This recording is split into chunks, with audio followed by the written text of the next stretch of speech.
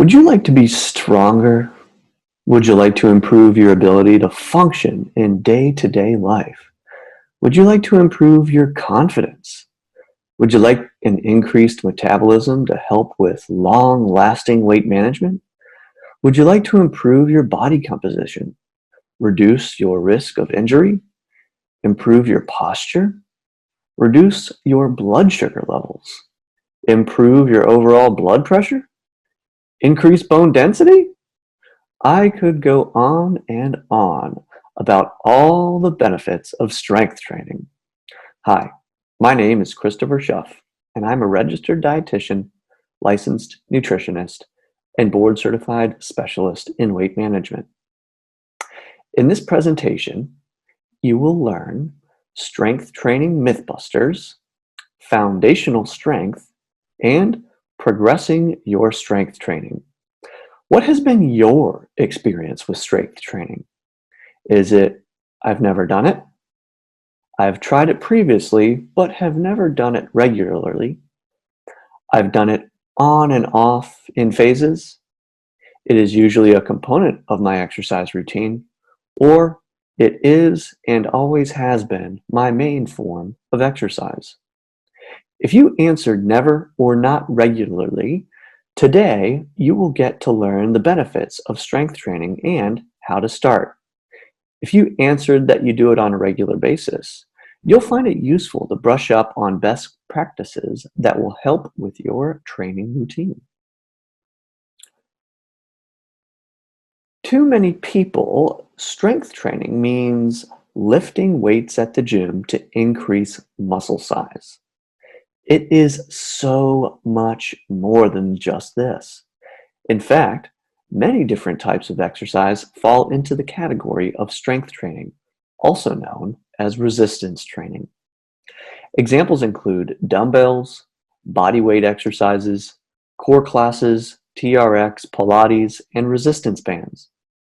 Technically, strength training is any exercise you work your muscles against some sort of resistance to produce a force.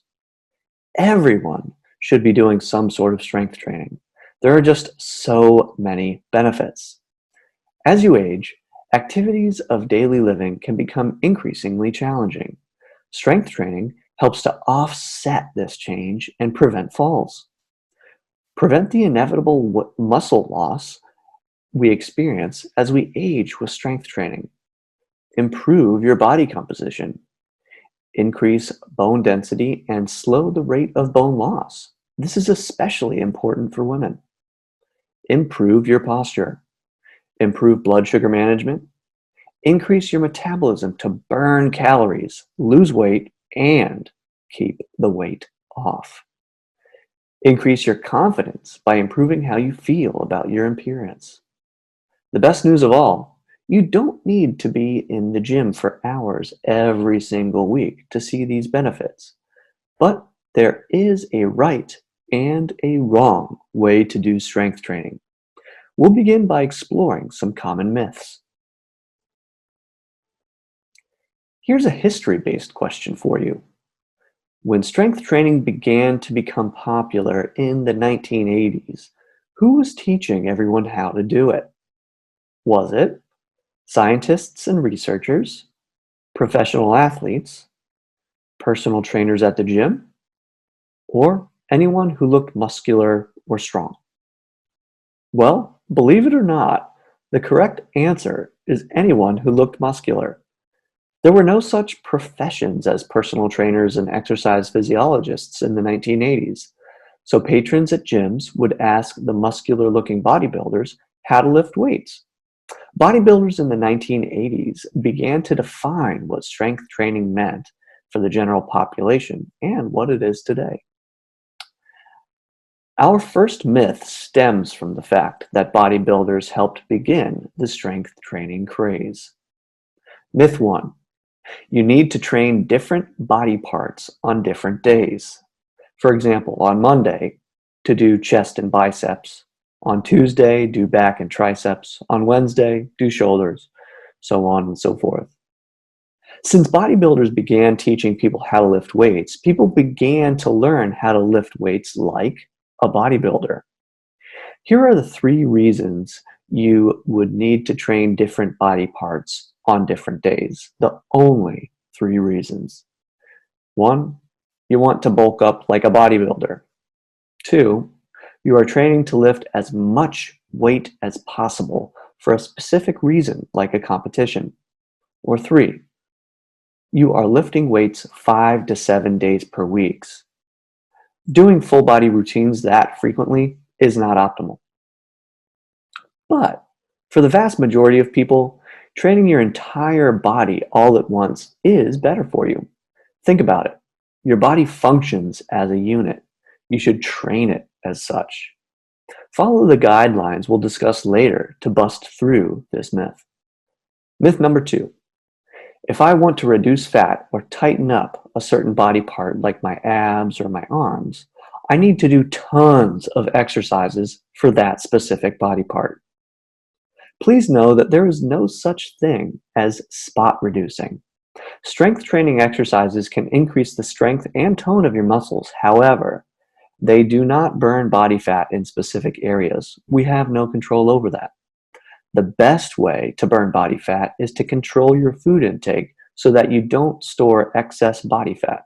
Also, aim to burn as many calories as you can, which is best done by a combination of cardio exercise, NEAT, and strength training. Myth number 3. I've been lifting weights for 2 weeks. Why am I not beach ready yet? Many people expect results much too quickly with strength training. Maybe it's all of those commercials that show quick results, but it just doesn't work that fast. You can begin to see slight visual changes after 6 to 8 weeks of consistent effort. To see significant changes, it takes months and months. Your body just doesn't change that quickly. The physiological changes take time. However, early on in a strength training program, you will notice that you are getting stronger. The reason is not that your muscles have already grown, but you are better able to recruit the muscle fibers you have. This is a neurological change. You become better at using the muscles that are already there. Even though you may not see visual changes right away, recognize your improved strength as a win. Importantly, to see any results, you need to be consistent. You can't work out twice, take 3 weeks off, then work out 2 more times, and expect to see great results. The bottom line, stick with it. You'll feel the results first, and then you'll see the results later. Here's another question for you. What do you think is the most important variable to be concerned with when strength training? Is it selection of exercises, amount of weight, technique and control, number of sets, or amount of rest between exercises? I'll admit, this one is a toughie because all answers are important variables to consider. But if I had to choose, technique and control takes the win. Your ability to control your movements dictates the exercises you choose, the amount of weight you use, and how long your workout will be.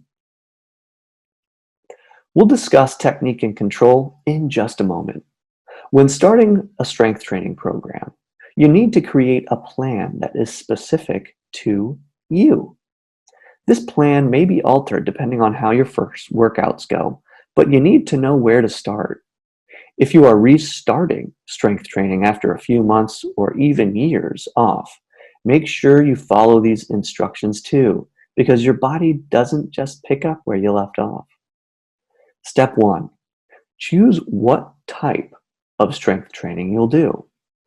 Consider choosing something you'll enjoy and something that will be easy for you to do consistently.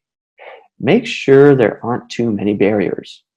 Examples include body weight training at home, the weight machines at the gym, or resistant band workouts at the office.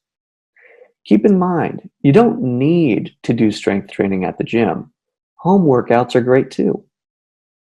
If you want to go to the gym, most gyms offer guidance from a fitness professional to get you started and teach you how to use the equipment there. Step number 2, select the exercises. To start off simply, aim to choose 2 to 3 upper body exercises, 2 to 3 lower body exercises, and 2 core or abdominal exercises. Then, order the exercises in a way that you don't work the same area back to back. For example, upper, lower, core, upper, lower, core. Get it? If you need help finding exercises, check out the Livongo library of exercise videos. Step number 3, choose your sets and reps. Reps or repetitions are how many times you do the up and down movement within a set. If you're just starting, aim for 1 set of each exercise and complete 12 to 15 reps within each set. Think habit first, effort later here. Establish the habit of doing strength training before worrying about more weight and more reps. Step number 4, try the workout. You may have noticed that we didn't discuss how much weight to use yet. If your type of workout uses weight at all, that is. The first time you do a workout, use a weight that is lighter than you think you should use to ensure you have good form and technique. If you can successfully complete the first workout with good form, then try the next weight up for your next workout. Continue this pattern until you find an appropriate weight for each exercise.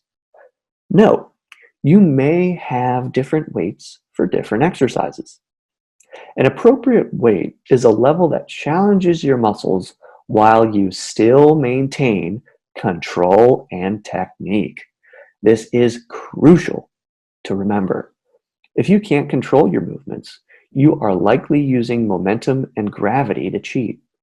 This is counterproductive. Your muscles aren't doing all of the work, and you're using more weight than your body can actually handle. That's a recipe for injury. Step number 5, adjust if necessary. If you need to change the selection or order of your exercises, that is completely okay. If you are confused by any of the steps in this process, no worries. Schedule a session with a Livongo coach to discuss it further. If you have diabetes, keep in mind that any change to your exercise routine may have an impact on your blood sugar. Make sure to increase the frequency of blood sugar monitoring when changing your fitness habits. Aim to check your blood sugar before, during, and after exercise. Consider this. Are you the type of person that has wanted to do strength training but has not known where to start? Start simple. Choose an easy form of strength training like body weight exercises that you can do at home. Choose a couple of exercises for your arms, such as push-ups and arm circles, a couple of exercises for your core, like plank holds and crunches, and a couple of exercises for your legs, like squats and lunges. Aim to do 1 set of these exercises 1 day each week just to start. Ease yourself into it. And remember, check out our Livongo library of exercises for ideas. Just Google search the 3 words Livongo Zen Desk and type the term exercises. Here is another question for you. Which of the following statements about strength training is true? Is it working through a full range of motion causes injury? Warming up is not necessary before strength training. For breathing, exhale as you lower the weight. Master tempo before adding more weight. Or proper tempo is 1 second up and 1 second down. True. Mastering tempo before adding more weight is the true correct answer. Let's examine why the other answers were false. Working through a full range of motion causes injury is false because working through the full range of motion can actually help to reduce future injuries.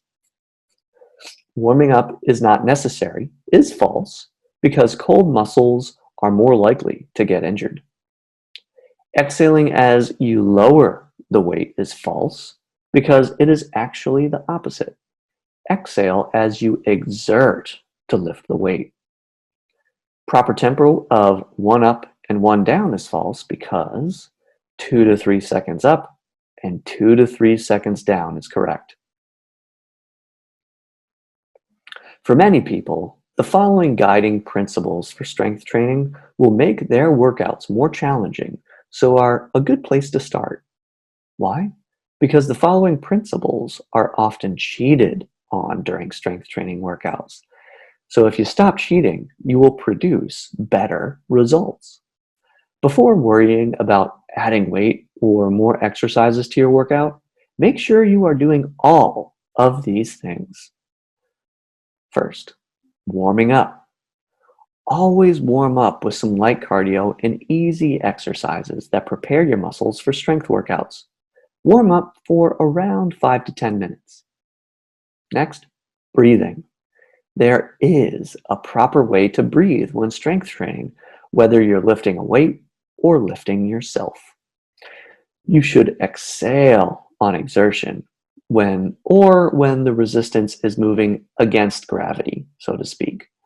Then inhale as you lower the weight. Next, tempo. This is along the same line of control and technique as we discussed earlier. Lifting weights faster is not always better. You'll use momentum and gravity rather than your muscles. Before worrying about adding weight, see if you can slow yourself down and still complete your exercises. It should take 2 to 3 seconds to lift the weight up and 2 to 3 seconds to lower the weight down while working through the full range of motion. Are you shortening your movements to make the exercise easier? Ensure you are moving through the full range of motion to truly complete the exercise. Okay, honestly, are you skipping on any of these principles we just discussed in your strength training workouts? Many people do. We are often only taught to lift as many times as possible and as heavy as possible. Strength training is much more than just how much you can lift. After mastering breathwork, tempo, and working through the full range of motion with your strength training exercises, then it's time to progress further. You can progress your strength training by altering one of the following variables at a time. Add more weight. Increase the weight one level and see if you can maintain control and technique. Add more days per week. Have you been strength training 1 day per week? Bump it up to 2, or from 2 to 3. No need to do more than 3 days per week though. Always do strength training on non-consecutive days. Try adding in cardio on the other days if you want to exercise more frequently. Add sets. Increase from 1 set per exercise to 2 sets per exercise. Change up your exercises. If you've been doing the same shoulder press machine to work out your shoulders, try the lateral raise machine instead. Depending on your goals, make slow and steady progress to eventually achieve the following strength training routines. For the goal of general fitness and toning, complete strength training workouts on 2 to 3 days per week. For each workout, complete 8 to 10 different exercises. For each exercise, complete 2 sets. And for each set, complete 10 to 15 repetitions. Got it? For the goal of adding more lean muscle and trying to bulk up, complete strength training workouts on 3 days per week. For each workout, complete 10 to 12 different exercises, and for each exercise, complete 3 sets. And for each set, complete 6 to 10 repetitions. Envision this scenario. You now realize that your strength training routine is pretty messy. You haven't been considering your technique or your tempo. You were the person that would put as much weight as you can on the machine and do whatever it took to finish those 10 reps. But after mastering your tempo and control, you become ready for a new challenge. You decide to progress your strength program by focusing on new exercises. You select new exercises using dumbbells to change things up and challenge your body in a new way. As a result, it mixes it up, helps you progress, and you even become stronger. Let's summarize today's topic with some goal setting on the functional strength foundations and progressing your strength training. If this topic really resonated with you as something you need to work on, please consider adding one of these goals to your current list of healthy habits. However, if you've been struggling lately, don't worry about adding a new goal today. There's no need to overwhelm yourself. Instead, focus on your current goals and write a new goal from this session on your calendar for a future week. And remember, you can always schedule a session with a Livongo coach to receive assistance planning your own strength training routine. Potential goals to build a strength training routine safely and effectively into your lifestyle include: I will start strength training 1 day per week with a focus on control and technique. I will ensure proper breathing, tempo, and range of motion in my strength workouts before adding more weight. And I will commit to completing 2 strength workouts per week for the next 2 weeks.